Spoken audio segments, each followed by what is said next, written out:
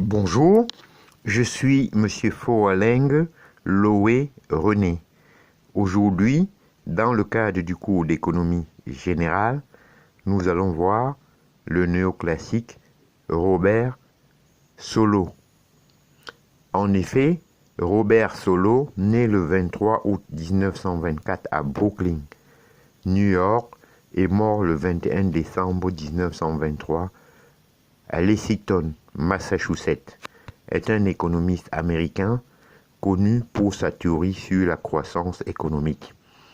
Il est d'origine du modèle de Solow, qui lui vaut de recevoir en 1987 le prix de la Banque de Suez. Enseignant au MIT durant près de 50 ans, il forme plusieurs générations d'économistes, dont la plupart recevront également un prix de la Banque de Suède, comme George Akerlof, Peter Diamond, William Nodo, Joseph Stiglitz et Jean Troll. Voilà. Maintenant, nous allons dire que Solow Robert Merton est formé à Harvard. Entré au Massachusetts Institute Technology en 1949, puis professeur à partir de 1957 pendant près d'un demi-siècle, il a obtenu le prix Nobel d'économie en 1987. Sa théorie de la croissance, publiée en 1970, fait référence, de même que son ouvrage sur les origines du chômage aux États-Unis, 1964, qui a contribué à des analyses économiques internationales. On attribue à Solow Robert Merton la paternité de l'analyse néoclassique de la croissance économique. Expert en analyse mathématique, il signa en 1958 avec Paul Samuelson, prix Nobel d'économie, et Robert Dorfman un ouvrage sur le développement des modèles linéaires, mais il doit sa renommée à un article paru 2 ans auparavant, Contribution of the Theory of Economic Growth, où il définissait à la fois le cadre de la théorie macroéconomique moderne et les conditions d'une croissance régulière de plein emploi. À ce titre, il expliqua par un modèle mathématique l'influence coordonnée des divers facteurs de production et démontra qu'un accroissement du stock des capitaux engendrait par la suite une augmentation de la production par tête. Ce modèle connut de nombreux prolongements et son succès incita différents pays occidentaux à engager des crédits de recherche pour la mise en œuvre de l'application du modèle.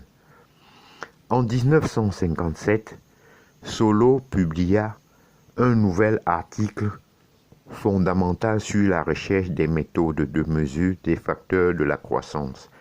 Il mit en évidence l'importance d'un facteur jusque-là résiduel pour expliquer le taux de croissance de la production, quand bien même les quantités de travail et de capital restent constants.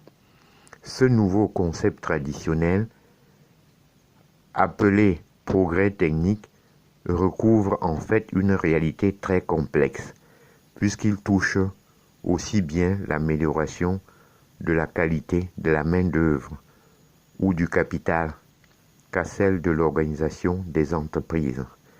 Le mérite de Solow est précisément d'avoir introduit une variable qualitative dans le processus de production, en dépit de critiques concernant toutes à la fois le concept et la méthode de quantification.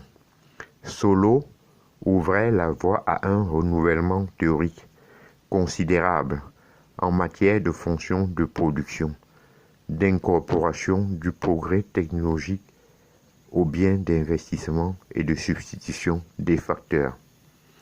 À partir de 1957, Solow travaille encore avec Samuelson à la reformulation du système keynésien dans une présentation qui soit plus conforme aux traditions néoclassiques, alors que John Maynard Keynes ne s'intéressait que marginalement au problème de la croissance et se plaçait délibérément au niveau des grands équilibres globaux. Solow propose une analyse à long terme de la croissance et des déséquilibres, pur produit de l'enseignement universitaire. Cette théorie n'en représente pas moins l'un des courants les plus importants du néoclassicisme.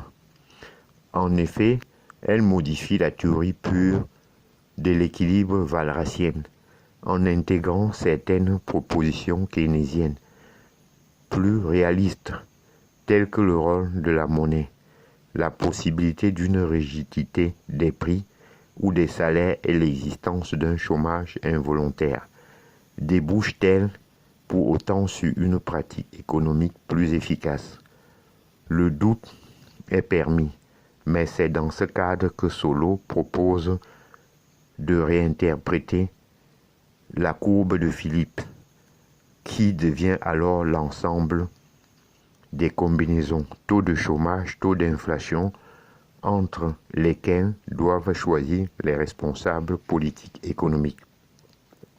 Robert Solow considère que la théorie économique doit rendre compte simultanément des rigidités salariales et du chômage qu'elles peuvent engendrer, et si les processus de négociation. J'en ai terminé et je vous en remercie.